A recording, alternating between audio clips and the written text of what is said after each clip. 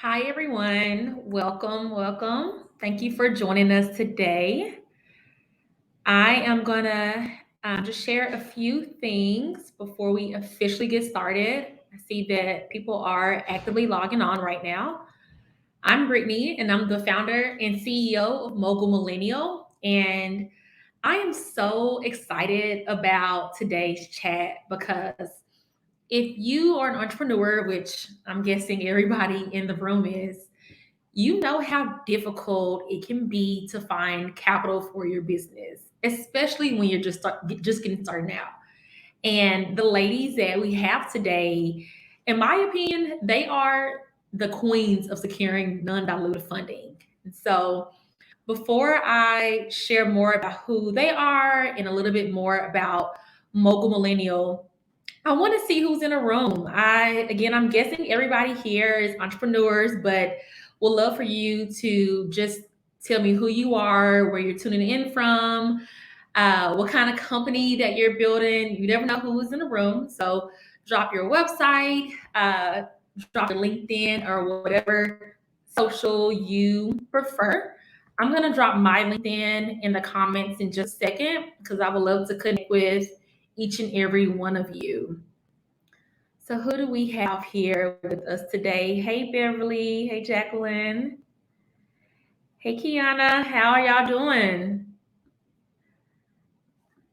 I see a few familiar faces that are popping up.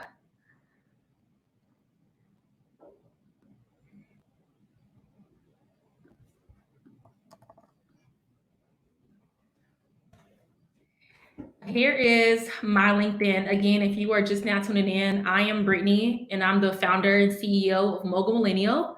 Would love to connect with you all on LinkedIn. Ty from Brooklyn, but you are building or organizing in Tulsa. I went to Tulsa for the first time when was that? Last summer. It was hot. I live in Texas, but Tulsa had a different type of heat. Who else do we have here? I love it. It looks like we have like a variety of companies here.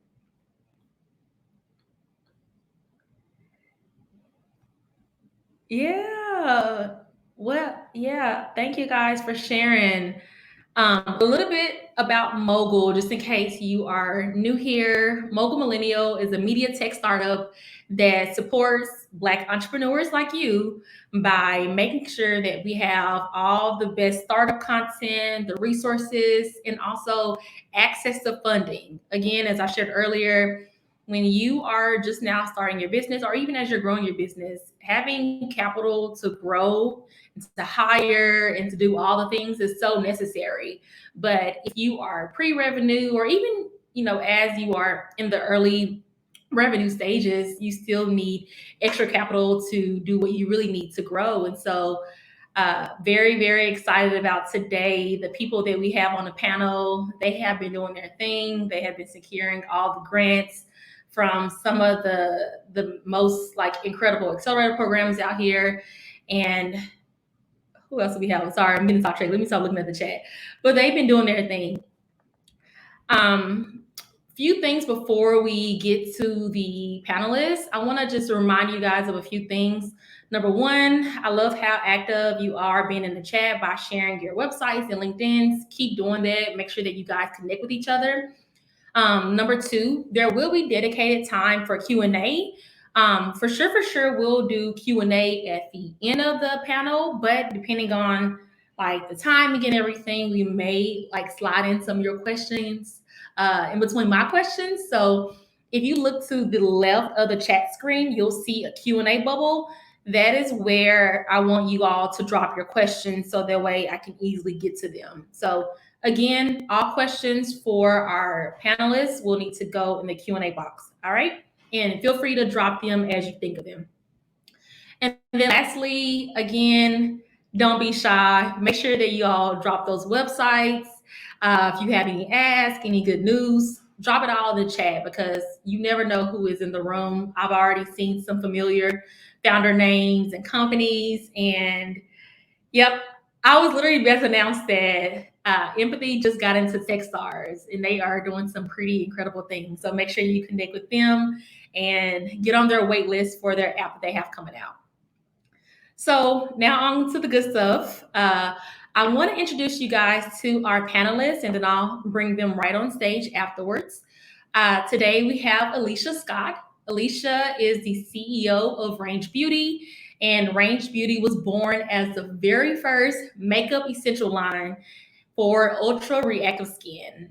Range Beauty has been highlighted by Beyonce.com, Allure, Cosmopolitan, Forbes, and Women's Health. And also, when I bring Alicia on the stage, you may also recognize her face because she was the very first Black and woman makeup brand to secure a deal on Shark Tank. Next, we have Paulana Lamonier, who is the CEO of Black People Will Swim. Black People Will Swim is an organization that is smashing the stereotypes that Black people don't swim.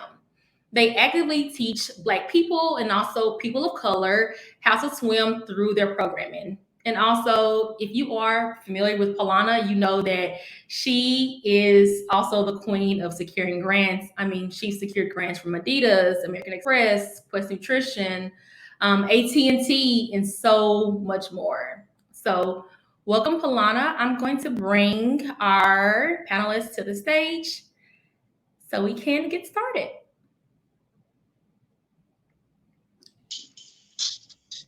Hey, y'all. Hey, welcome. Hey, Alicia. Hey, Paulana. Hello.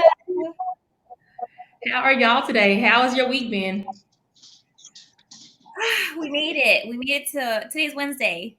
Yes, we made it to Wednesday. What day is it? That's all that matters. Halfway there. Yeah, halfway there.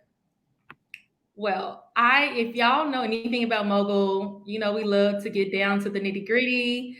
I am so excited for you all to share all of your wisdom because through your experiences with applying for grants and accelerators and all the things, pitch competitions.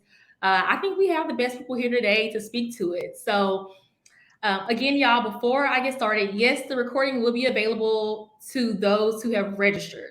So you guys will get it tomorrow. So if you need to hop off, fine. You'll get the recording tomorrow via email. If you have a friend that did not register, they still have time to join and register. But the recording for the general public will be later at a later date. So if you register, you're good to go. You'll get the replay. So that was one question that was in the Q&A box. Make sure, again, you add all of your questions to the Q&A. It'll be pretty difficult for me to find it through all the chat. So to get started, I want to start off by each of you, and maybe Paulana, we can start with you. If you can just tell us a little bit more about your company, how much you have raised from grants and pitch competitions, all the things. And if you want, or if you would like, if you can also maybe share who their money came from. So, okay, the first question is, where do we start? Yeah, well, yeah. Tell us more about your company. So I gave them a little brief overview, but Okay. tell us more about what you can do. So our mission, Black People Will Swim, is simply a call to action, really encouraging Black and Brown people to conquer their fears and to learn how to swim. We do it through our acronym FACE, which is, F is for fun, A for awareness, community, and E for education. And so to date, we've raised over a quarter million through grants and pitch competitions. And we're only in March, so the number is going to increase. It's going to increase as time goes on. And I'm just really happy that we're here to really talk about, really kind of removing the veil as far as when it comes down to accessibility to funding and grant opportunities. Growing up Haitian, they're like, oh, don't talk about how much money you make, don't, don't say this. And it's like, it's not fair. I don't believe in gatekeeping. And at the end of the day, it's not like the money's going straight to my pocket. I got a whole team of people to pay. So a win for me is really a win for my team and more job opportunities in the community. So I'm happy to drop some gems for y'all tonight. Yes. What about you, Alicia?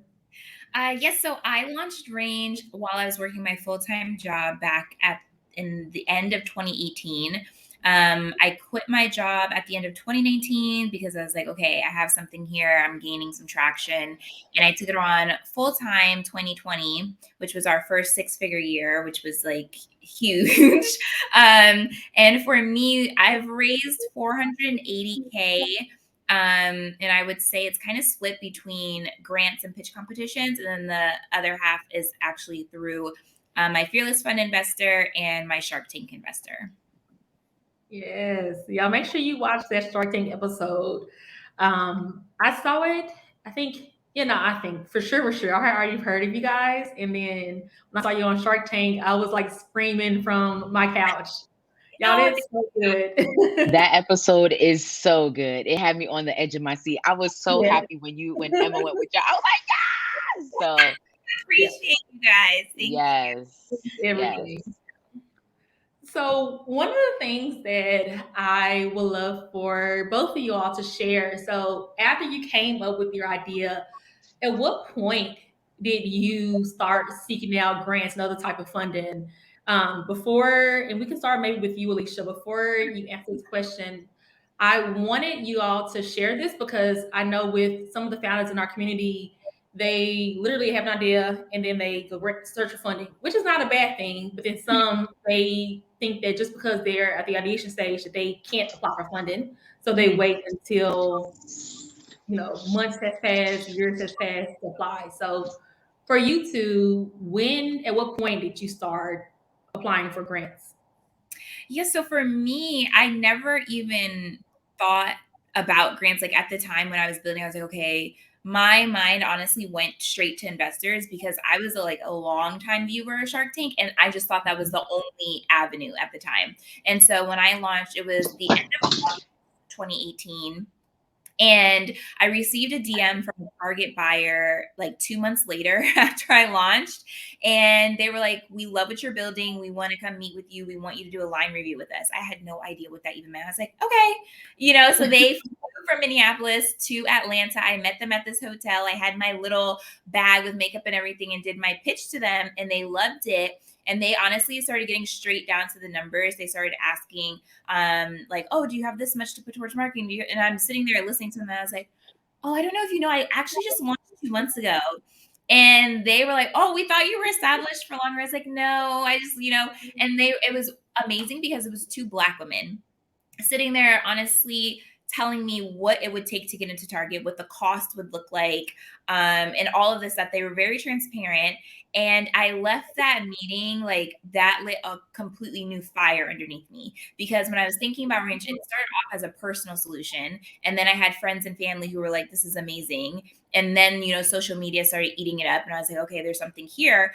But it was like maybe my 5-year, 6-year plan, I would finally get a meeting with Target, not 2 months after I launched. So Yeah. I realized that the money I was making from my full-time job, like whatever I had after I paid all of my personal expenses, made sure I had a roof over my head, my car was run, like all of that, whatever I had, I was taking and putting into Range. And after that meeting, I was like, there's no way I'm going to be able to get prepared to like take this opportunity unless I start really thinking about other avenues of capital. And that's when I started looking up. I honestly went to Google, and I was remembering when I got grants and scholarships for school, and I was like, is this a thing for like in the business world? And I was like, grants for business owners, I think was something I Googled. And then I narrowed it down to grants for Black women. And the first one that I found was Fearless Fund. And so that was my first one that I applied for, was the first one that I lost. And then after that, the second one that I applied for and my first grant win was from Jackie Ina. And I think it was for I was the $5,000. influencer, Jackiana. Jackie Ina? Yeah. Okay, nice. Yeah, she did, her and her husband did this thing like Noir Tank, and they picked, it was 5 of us. They flew us out to LA. They recorded it for their YouTube channel, kind of making it like reality style.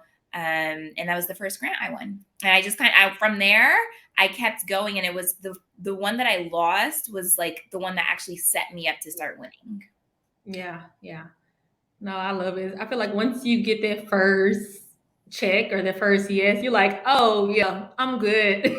I'm just waiting on the rest of the checks to start rolling in.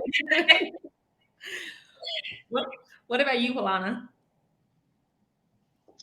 So for me, oh, how did I get started? I think so. I started my business like right before the pandemic happened in 2019, like the summer of 2019. And then I started releasing like the brand logo and then started announcing classes and our website March.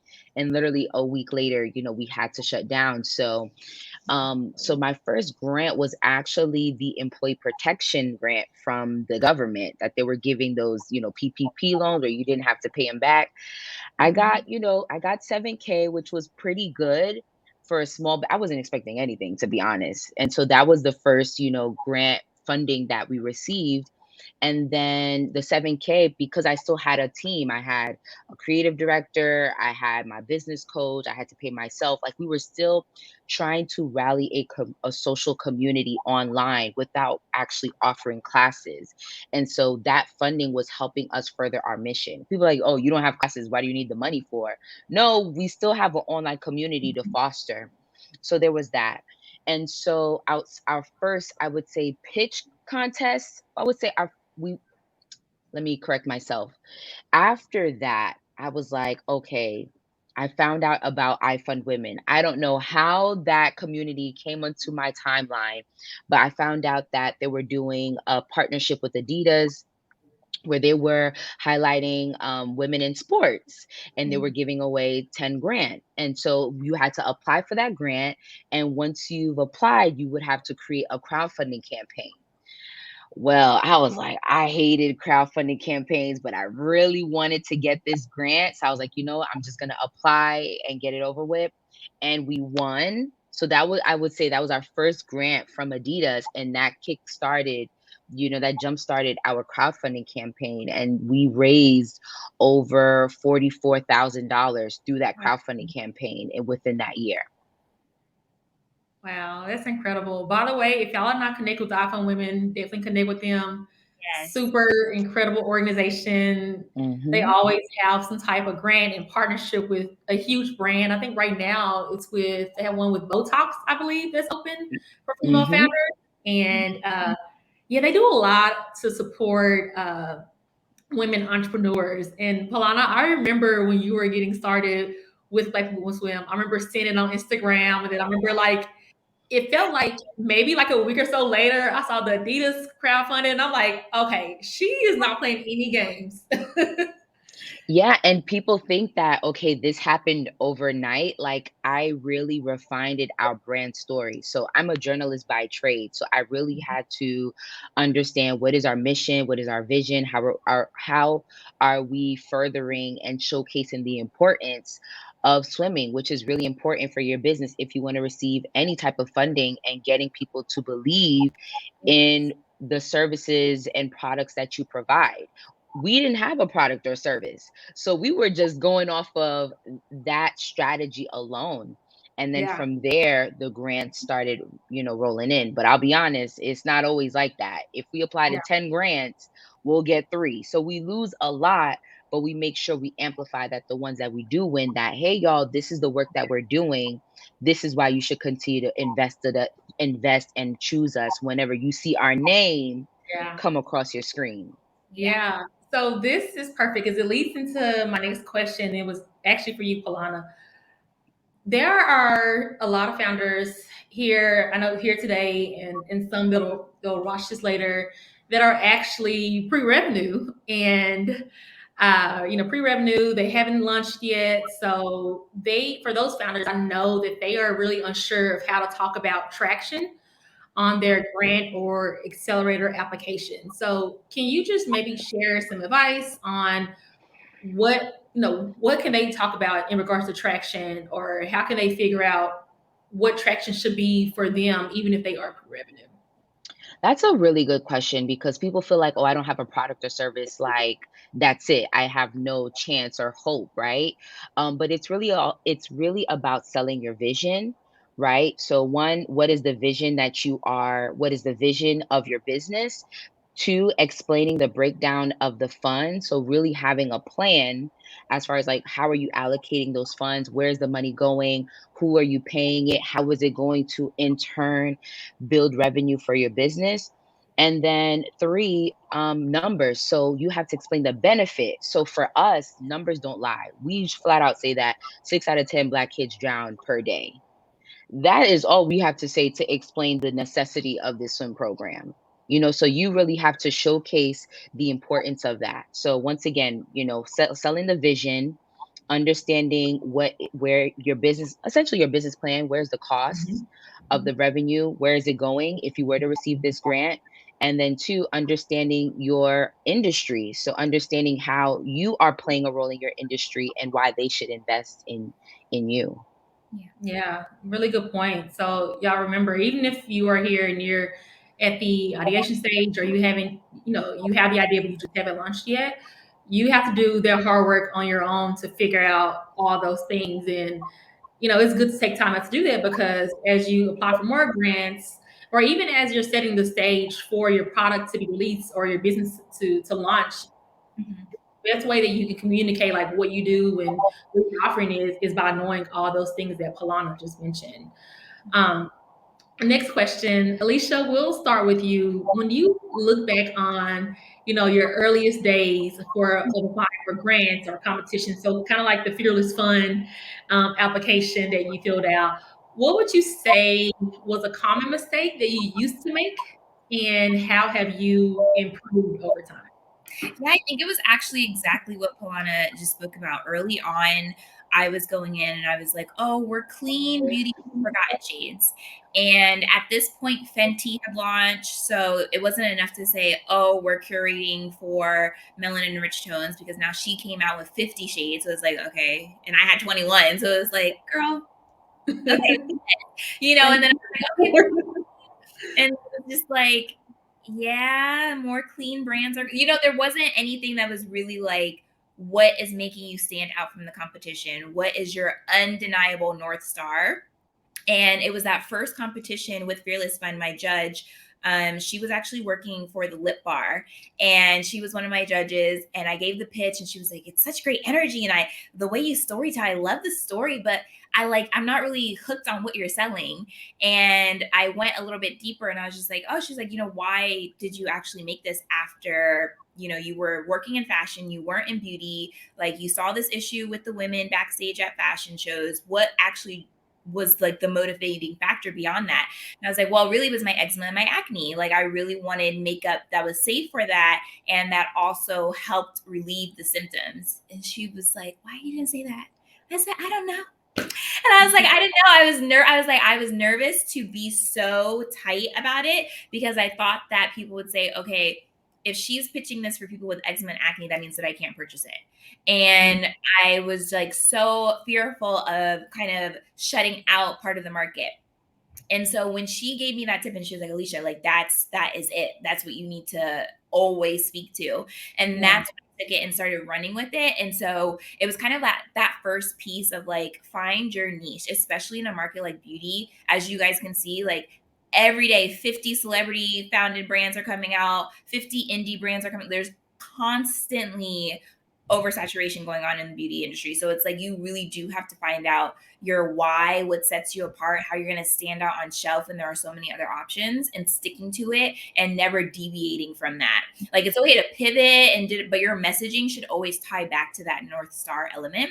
And so I think that, and then before my numbers, my stats were really broad. I spoke about, Black women are spending 7.5 billion annually, da, da, da, da.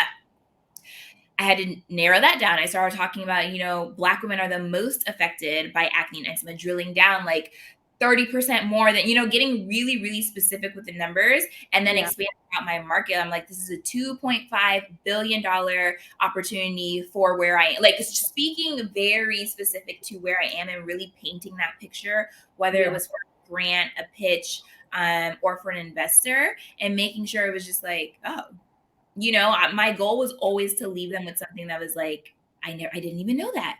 I didn't even Mhm. know I didn't even know Black women were most affected by these skin concerns. I didn't know that they were being exposed to toxic. I didn't like, I want to leave them with that. So that they're like, okay, she knows what she's talking about. She knows what she's building and she knows where she can take it. So that was the biggest lesson, like understanding and knowing it undeniably. Like, you should be stopped on the street and someone asks you something and you deliver it. There should be no hesitation about Yeah. a stat, about your own stats, about who your customer is, what sets you apart. Like, it's just the general concepts. It's not enough anymore. Like saying that you're a clean, vegan, cruelty-free beauty brand. They're like, what else? It's like, now people are Yeah. looking at you as if you're not. You know what I mean? So it's like really honing in on that special, that like the little razzle dazzle in your story Yeah. that no one else can say or talk about with their brand. Yes. So it is perfectly okay to be niche. If anything, I think it's better to be a niche brand because, I think about, are you currently in the Sephora Accelerator or has it already wrapped up? I'm in the Sephora Accelerator now. We graduate in June. Whoop, whoop. But even with that, you think about that program.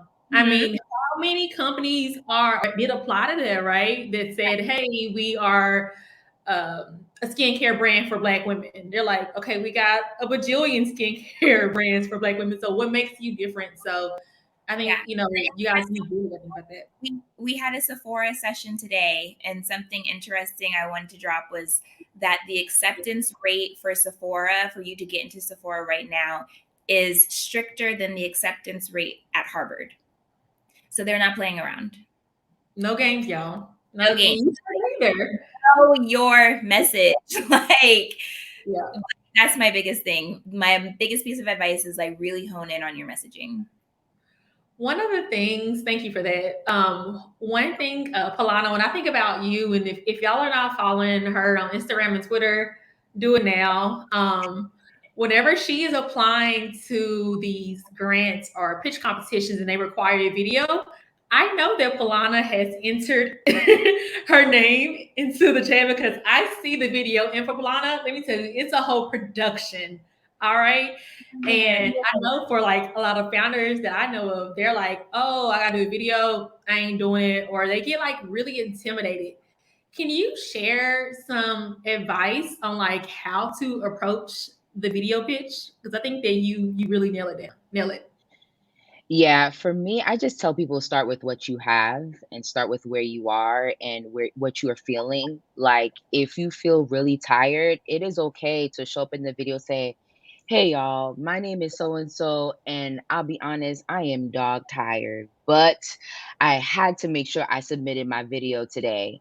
My name is so and so. I just did a 9 to 5 job." You guys see where I'm going with it? It's like start where you are because at the end of the day, these judges, they are sometimes they go based off of personality, but you just want to make sure that they can remember who you are despite them reading and going through 1,000 applications. Yeah.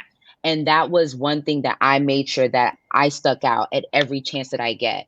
So, for example, I remember when I did the Complex Accelerator program in 2021, the editor in chief of Complex at the time, he was just like, yo, like, we saw your application, and I kid you not, I saw 1,000 others, hundreds after you, but I could not forget your name. Like, I could not forget your face. I've always was like, we got to make sure we add Paulana into the mix. How does this person fare out compared to Paulana? So once again, it's just remembering like just start with where you are, however you're feeling. If you want to go the extra mile, by all means, it does not help. I mean, it doesn't hurt. Sorry, it does help and it doesn't hurt. Simply for me, I like to go the extra mile because I don't want to look back thinking like, She's damn, extra, y'all. In a good way. and I am extra in a good way, and I have no problem with that. My extraness has helped me secure, a $250,000 in grants, right? So you just got to figure out what's going to help you stand out. And if you have a cell phone in your hand, that is fine. If you don't know how to video edit and you feel like you may have to assign that to somebody else, I had an intern that helped me edit my AT&T video. And what I do, because I don't have the funding year round. I don't have the funding I have in the summer is not the same as it is in the winter, right? I just say, hey, if I win 10 grand, I'll give you 150 or Mhm. I'll give you 200 just to be fair, right? Because I don't want to, oh, you win all this money, you're not giving me a cut. That's not happening here. And so that's kind of that's my process when it comes down to creating my video submission. Thank you. And again, y'all go to our Instagram. Some of the videos are on there, and I think they're really good to kind of give you some inspiration as you are. Yeah. I'm gonna send some right now in the chat. Yeah, Save y'all some drop them time. in the chat. Drop them in the chat. I'm gonna start squeezing in some of the questions for in the Q&A section. So Jasmine, and I'm gonna ask some of these questions at random, so y'all forgive me. Jasmine said, "Where do you find your syndicated data if you're not in an industry that has IRI or Nielsen information? Any advice on like how to, or no, she said, or should we conduct closed surveys?" I'll go first. Yes, completely do surveys. Do surveys on your social, like using the little poll quiz options. Those are fine. Using your email list, using your family and friends, like definitely do surveys that way. I know for beauty, for my reports, I go to McKinsey a lot. I go through like Glossyco, also has a lot of beauty reports. And honestly, if I need something, I will go on Google and either they'll show you a snapshot for free, and I'll take what I can get from the snapshot, or they'll just like. I think McKinsey is the biggest one that has a lot of free reports. If you're looking for like hair care, beauty, I don't know if they cover. I'm sure they could probably cover other industries, but there's a lot. Honestly, if you just Google what it is you're looking for. So, like for example, I think I just did one recently that was like the percentage of Black women patients with eczema, like not using steroid treatments or something like that. And I put like 2022 and it'll pull up whatever. And from there, I just source whatever I can. That's free. Yeah. One thing to add on to that, and y'all take this with a grain of salt, but I know we all know about Chat GPT nowadays. I've been guilty of using that as a search engine lately, so try it out, see how it works for you. But just throwing in another thing. I do have one to add on to that. Universities are always doing research, are always doing reports, and especially like those who are in their master's program. I was contacted by a group, um, and they wanted to do more research with Black people and swimming and the inaccessibility to swimming pools. And so not only are they going to use you to do research sometimes, but they'll also pay you too. Yep. So that is another way to secure funding, but that's another way to making sure that you get your data up. So for us, we're sports, swimming, life and death, right? So mortality. So, our number one source is the CDC, USA Swimming. So go to the experts or the foundations in your industry, those who are leading the charge in your industry. And if there isn't, that's kind of where you set yourself apart and say, hey, we've conducted this research because nobody else is doing it for us. Yeah, absolutely. And one thing about that, if you're doing the research, it's going to help you get to know your target customer a lot better. So that way, once you launch, they're like, hey, we already have this relationship. I'm ready to get what you're trying to feed me. Yep. I want to ask, oh, wow, this is actually the question that I had next on mine. It was, oh, I just lost it. Hold on one second. Here we go. What is the most effective way to answer how you will use these funds? I'll take a jab at that. It's so funny because, like, how do you answer that? But you really got to look at what do you need. One, kind of look at what do you need, and two, what is actually going to. It sounds like I don't want to say really bad, but what is going to make your company look good as well? Because a lot of times these companies, once they give you the funding, they're gonna circle back in 6 weeks, I mean 6 months to a year, and say, how has your business grown thanks to this grant?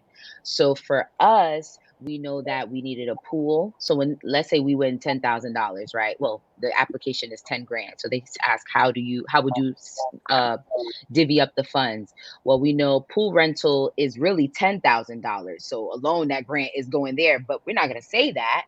So we'll say, well, 5K is going to go to pool rental to keep us afloat for half the month. 2K is going to go to covering contractors. So that's 7. Another 2K is going to go to merchandise. And then 1K will be going towards our systems and processes. So making sure we have our CRM, our website, things like that. So it's really important that you not only tell them, but tell them allocate how much is actually going, and be precise. You want to make sure you are explicit in your application to where they're not asking any more questions, or they're saying like, she didn't really give enough, or I know this person lying, you Yeah, know? yeah. That's Yeah. good. I talk with a lot of different organizations that offer funding because of the database that we have. And I was actually speaking to a an organization that has a few different grants out now. And I know one of the things that she was telling me was really frustrating. And Alicia, it kind of pulls into the question I want to ask you next. But a lot of times, I'm not gonna say women, people are not specific enough in their application when it comes down to the question. So they'll say, "Hey, it's a 20K grant. I'm going to use it for personnel, sales, and marketing." And like, okay, like what else? And so she was telling me, like, "Hey, if you can, tell your audience that when you're answering the question, give us more details because everybody is saying sales, marketing, or what have you. Like, really tell me how this money can help you grow." Yeah. Um, And I wanted to say, so I have a grants, I do one-to-one sessions, and then I also have like a course. And these past few weeks, I've been helping people like get their applications together for the Target program, get their applications together for Glossier. And the amounts of times that we get, because I tell them to like come with your application pre-filled, and then we'll go through and I'll give my feedback. The amount of times I've gotten to this question, I'm like, y'all have on here that you want to pay your debt? What? No, like you cannot put no. here. Like, pay off a business loan. Oh, I want to pay off. Like, no. Do never, ever, ever, ever be like, oh my gosh, I need to pay for the roof over my head. Or if you're saying I need to rent office space, cool. But if Yeah. you're talking about like, oh, I want to get my business credit card debt down, or I want, no. Like, actually, like Paulana said, be specific. Again, don't do, oh, I want to put 20% towards marketing. What does that mean? Do you want it to go towards customer acquisition costs? Do you want it to go towards a new subscription service?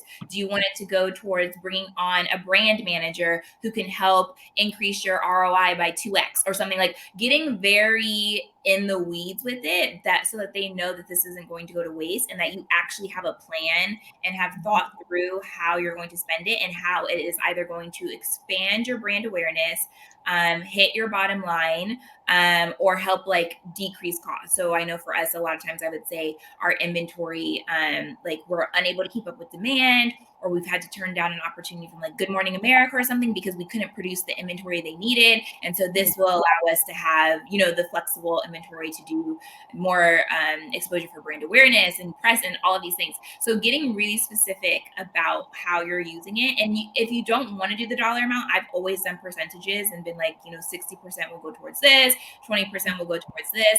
But really making sure you call out those categories and how you're spending it. And like, honestly too, the other thing is be realistic. If the grant is for $10,000 and you're saying, oh, I want to put it towards like buying a manufacturing company or something like that, it's just like, Which one are you buying? please let us know where it is. Like, Yeah. like be realistic. Of course, let your vision be delusional about your vision. That's fine. But when it comes down to actual spend and numbers, be realistic of how exactly this particular grant or even this program. That's the other thing that I see a lot of people mess up on, is where it says the capital and this program, like how is this mentorship going to help? What exactly are you going to gain from doing a accelerator with Fiverr? What exactly are you going to gain from doing an accelerator with Glossier or Sephora? Like what are those experts going to help you with? Your web design, your marketing, da, da, da. So make sure you're answering like very specifically. Yeah. As I'm asking the next question for you, Alicia, can you drop a link to your grant course in the chat so the way people can sign up? Amara, she just asked for it, and I'm pretty sure we got some more folks that probably need it. Yeah, I have a template too, which is funny, that I've been sharing with my internal circle. So I don't know if you want to do that in a recap email Yeah. or, you know, Send it over. And Alicia, I'll grab the link here or I'll just get it from you later. We can include that in the recap as well. So if you miss it, don't worry, it'll be in the email. So Alicia, someone did ask a quick question. Hang on. I think this is really important. Someone asked, I think it was Tanya Lee. She says, what if you use your bills to pay, you know, for the grant? So I asked her, what bills? Is it your personal bills or business expenses? And she said, personal bills. I can build and design my product if I had the time, but currently I'm working full time, so I don't have the time to build outside of my 5 to 10 hours per week.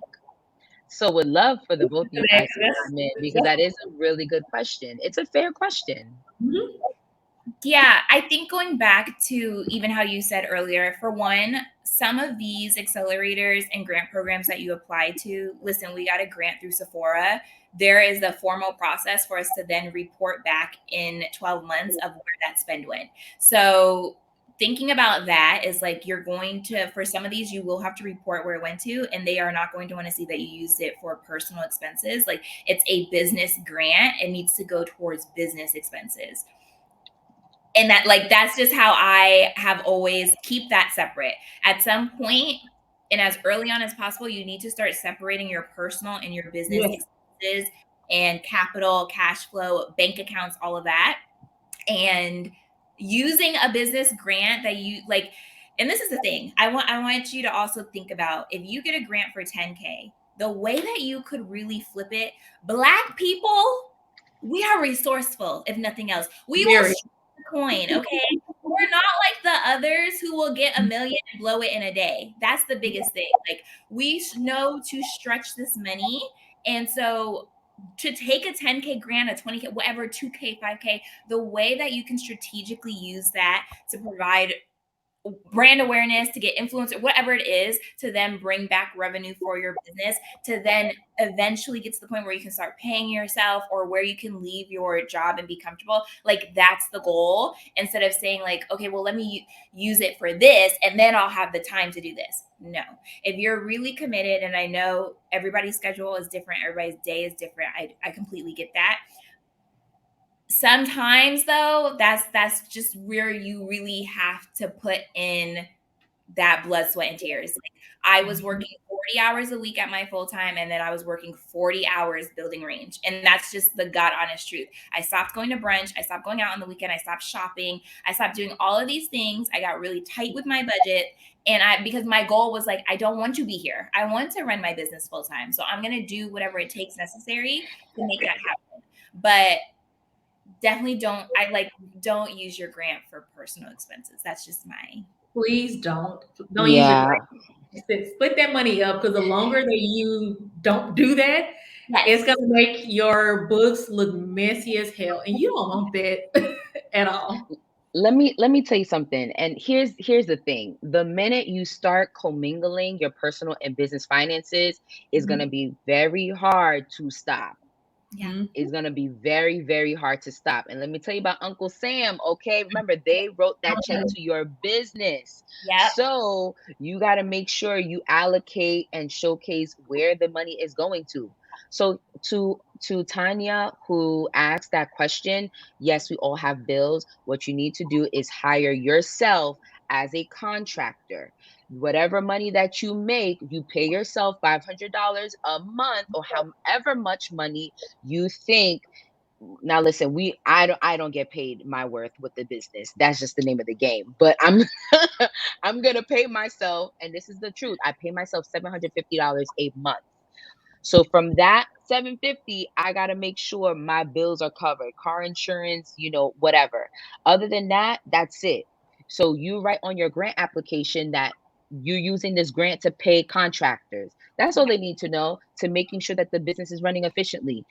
I'm sorry, the founders don't care about bills. Everybody got bills, all right? Mhm. Founders not, and this is not a shade, but this is, you got to make sure that you pay yourself, and then your personal finances is a part, and making sure that you set a separate business account, a separate EIN number, and all of that. Do not commingle the funds. I cannot stress that enough, because once you do, it removes the veil, and that boundary that you've set, it no longer exists anymore, and it's hard to implement.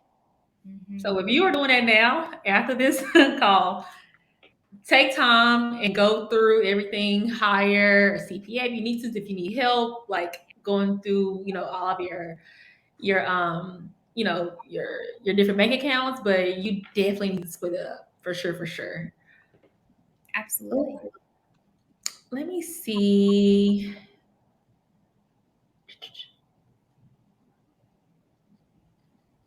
Where are your go-to places to look for grant opportunities? I'm gonna plug Mogul Millennial because, As you should.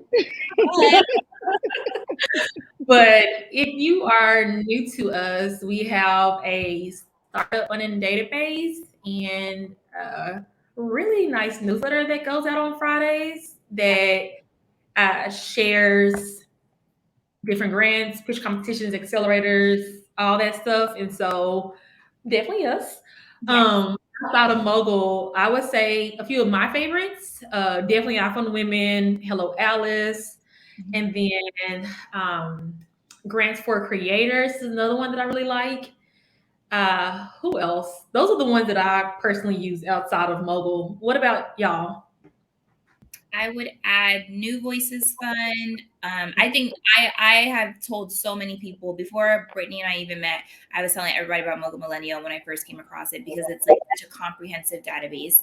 But before I came across Mogul Millennial, I was constantly paying attention to New Voices, and they also have a newsletter where they send out the top grants and things like that. Of course, my investor Fearless Fund, they're constantly doing pitch and grant competitions.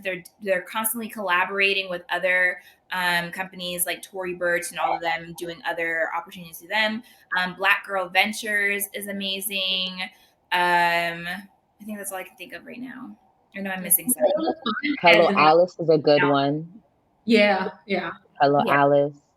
What I do, and I'm giving y'all the real tea. Give it to us, girl. That's what we hear. Okay, come on.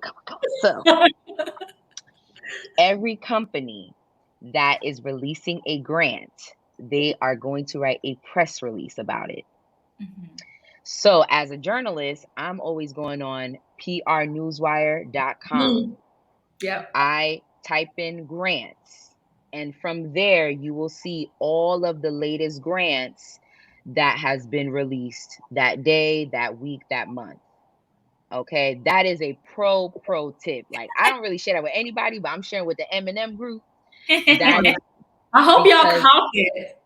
okay, prnewswire.com. And that's actually any newswire, because anytime a company or a brand or whatever, they have a grant opportunity, They gonna put it because up.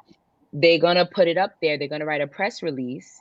Yeah. And this is how publications like Essence and Ebony and Forbes, that's how Mogul Millennial, that's how you guys get your stories, because from these press releases.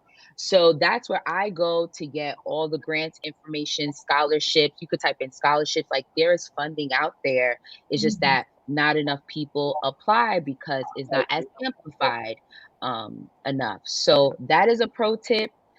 Listen, y'all better name your first child after me, or a service or product, something. First child. We're gonna have a bajillion Paulanas out here. Okay, maybe your product or something. I don't know. But Oh my God.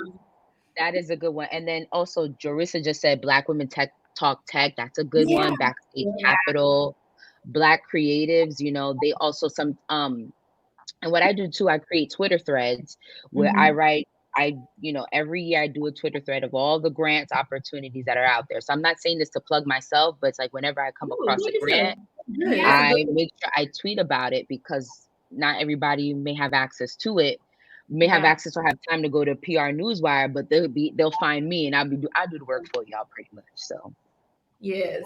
Yeah. One thing, I want to plug this one grant that just came to mind because I literally just talked with the organization a few days ago. But Enthuse Foundation, they have like 9 grants open right now. And I know I think it's their child care grant. Um, a lot of people haven't applied. And I'm like, I know we got some mama entrepreneurs, some dad, well, the grant is for female founders. So sorry. But I know we got some mom entrepreneurs out here that can use that grant to apply for childcare. So I'm gonna drop the link to in a second. So if you are a mom entrepreneur, definitely apply for it. Like, it is free money that can go towards childcare. Yeah. The next question. Oh, go ahead. Oh, sorry. The next question I wanted to ask is: are grants booked as sales slash income in your financial statements? I thought this was a really good question that people probably need to know. Yeah, for us, we don't consider it's not considered sales. It's additional income, and you do have to pay taxes on it. So that's another thing to take into consideration. It's not going to be a substantial amount. I don't want to scare anyone, but grants are, yes, they're free in the sense that you do not have to pay them back, but they do get included in your, when it's time for you to, whether you pay quarterly or however you do it, putting in the money aside for your taxes.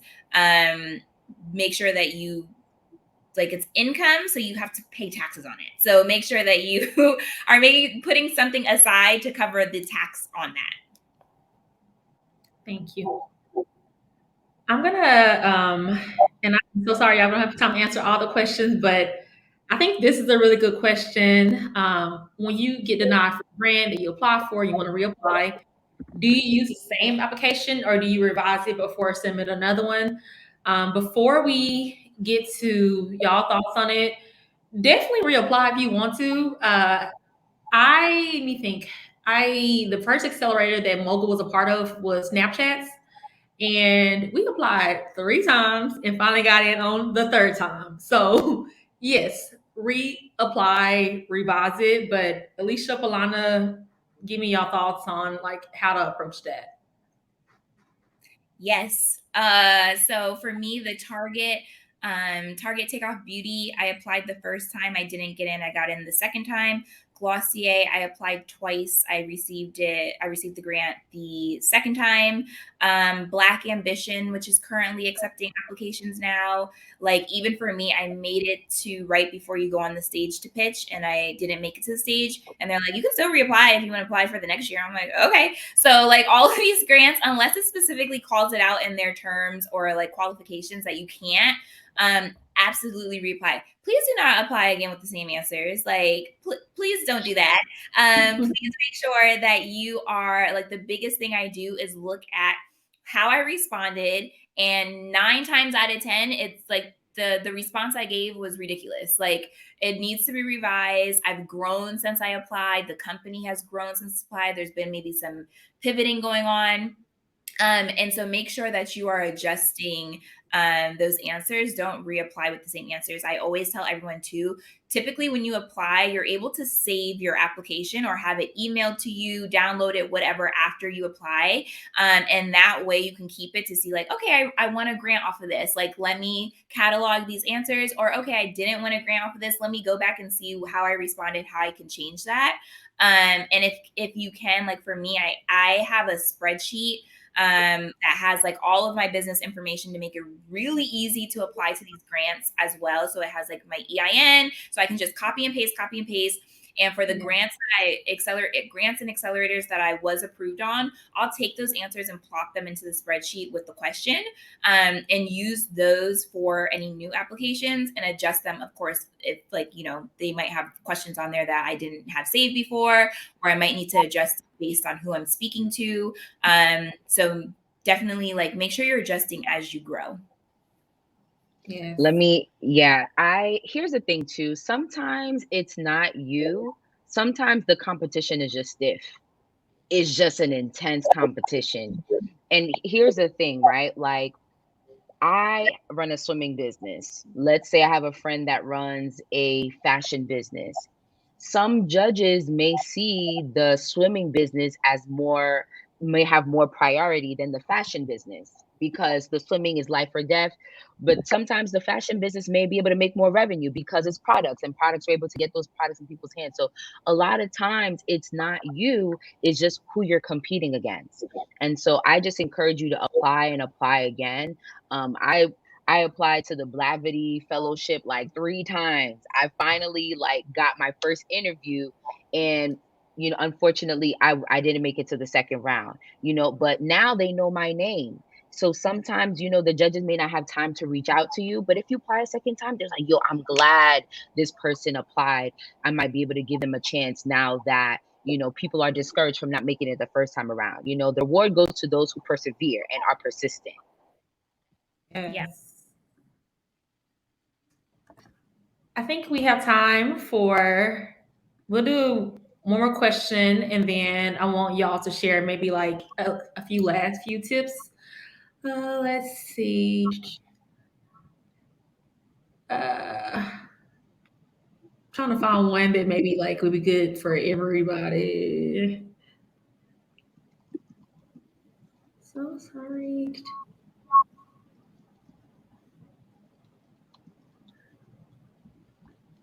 Okay, how about this one? There's a lot. What advice can you go ahead? I'm sorry. I was like, oh my gosh, there's so many good questions in It there. is. I was like, oh. Okay. So, what advice can you give to founders on answering the competition question in their application?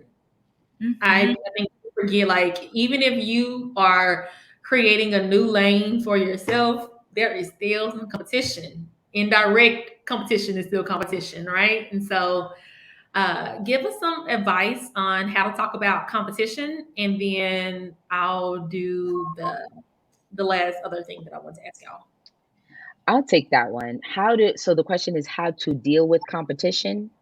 Talk about competition. So in every grant application accelerator, they ask, who is your competition? How are you different? What's your secret sauce? All of that. So how do you approach that question? Well, that should kind of already be in your business plan. Remember when we were talking about the research and understanding your market and doing surveys, like this should already be in your business plan. All you have to do now is formulate it in a way where you're offering something that other companies are not offering. Let me tell you something. Black people will swim. No shade. Our services are not that much different compared to the YMCA and the Boys and Girls Club. However, our mission is what makes us different. We are addressing specific problems that are preventing Black people from swimming, not just only teaching them how to swim. We're talking about hair care. We talk about our different offerings. So we have a class called A Breath of Fresh Hair, where we are teaching our community how to do their hair when it comes down to swimming. We offer a Go Best Friend class, right? So those are the products and services that we provide that differentiates us from the competition. The YMCA got a bunch of private lessons and duo classes and all of that, but they don't have a Go Best Friend class. They don't have a Breath of Fresh Hair class. You understand? So this all ties into your business plan, but also into your brand personality and what makes it stand out. One last example, Slutty Vegan. Okay.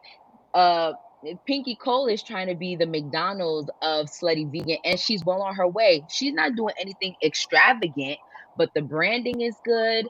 The name of her products is good. And I've had Slutty Vegan. I'm not gonna lie, the food is mad good too. You understand? It's really good.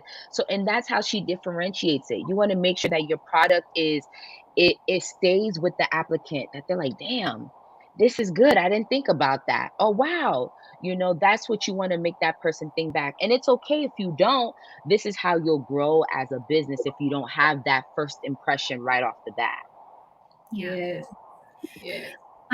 For me, like the biggest thing is avoiding saying that you don't have any competition. Just saying like, oh, we're just out here. We're so unique that we don't have any competitors. Always avoid that. And yes, speaking to your pros, like for range, for example, Tower 28 is one of our competitors because they sell makeup for sensitive skin. If they wanted to come out tomorrow and say, oh, we're expanding our shade range, we would still be here because at the core of our brand has always been a Black woman speaking about her journey with acne and eczema. So we're tackling two skin concerns. We're not saying like, oh, Black skin is here. Okay, well now let's start talking to them. Like these things have been at the core of our DNA. Speaking to, like, we have a dermatologist fund where we give students grants to help them on their track to be Black students on their track to become dermatologists. So again, speaking like Paulana, we're going beyond skin deep. We're going outside of just our product offering.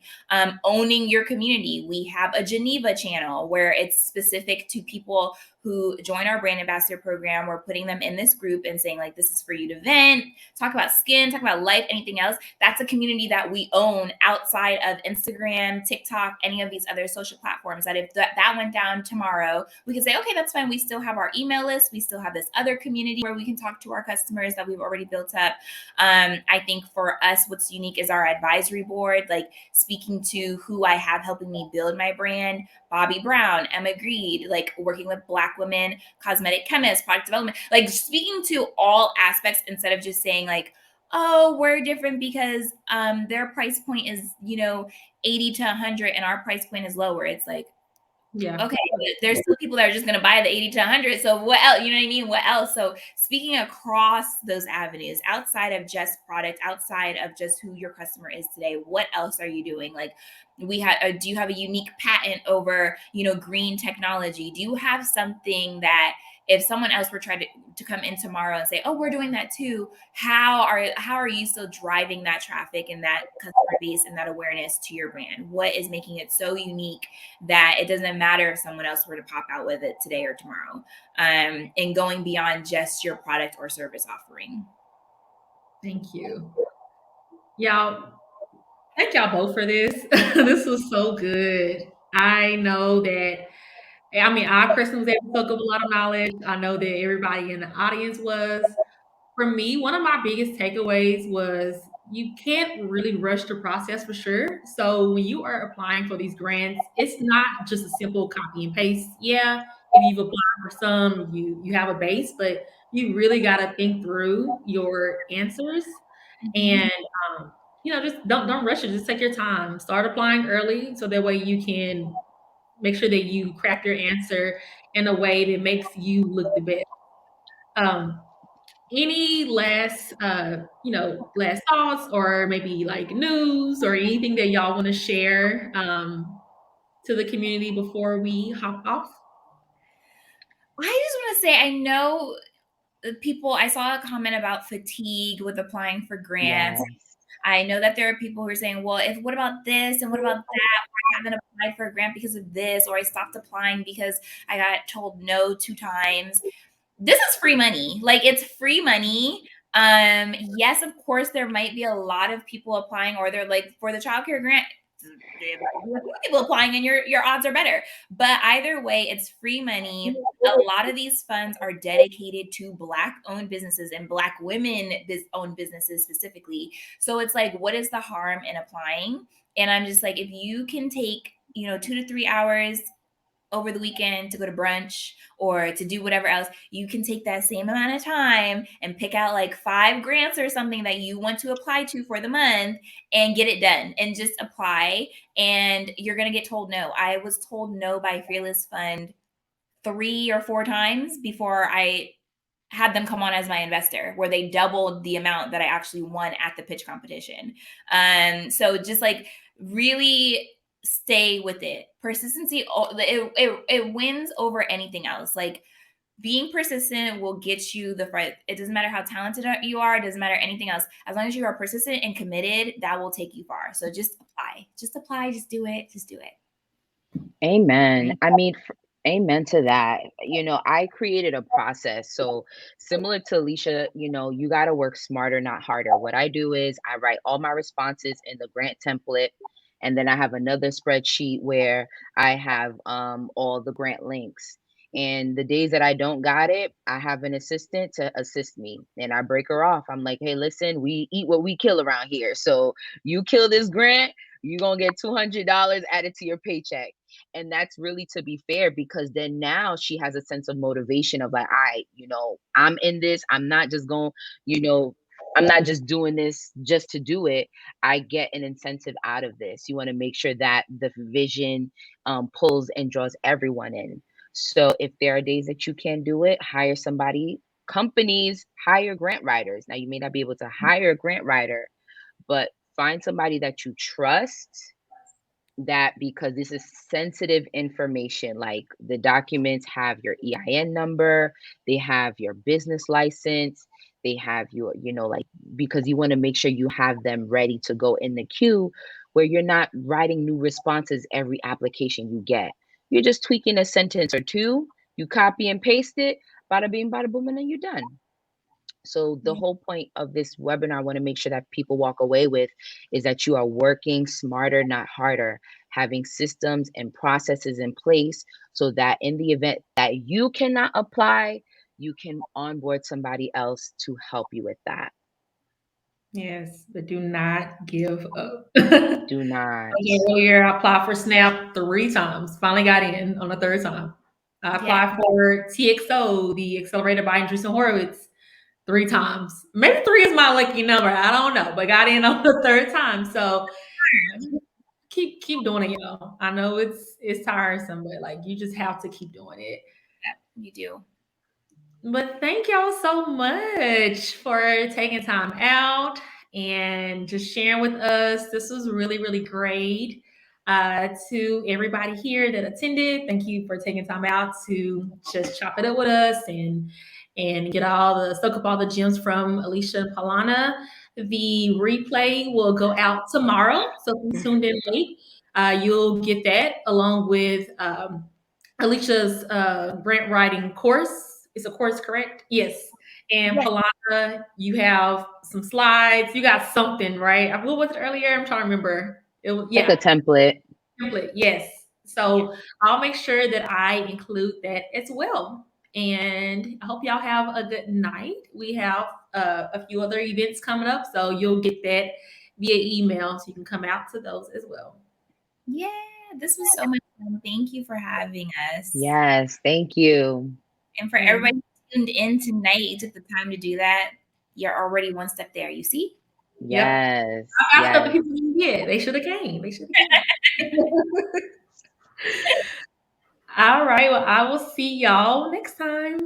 Thank Bye. you. Bye.